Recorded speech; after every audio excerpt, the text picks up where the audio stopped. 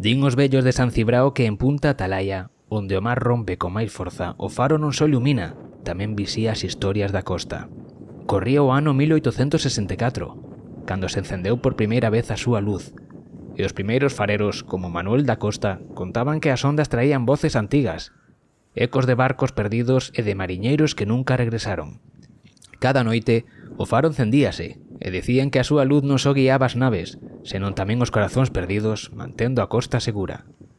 No século XX, cando se modernizou e se construíu o novo faro en 1979, a luz aumentou, e coa chegada dos barcos industriais e dos primeiros viaxeiros, a lenda dicía que Punta Atalaya seguía escoitando cada historia, cada suspiro de quen vivía do mar e da pesca. Ose, aínda que o faro está automatizado, se camiñas pola península ao caer o sol, din que podes sentir que a antiga luz segue vixiante, lembrando que a costa sempre fala a quen sabe escoitar.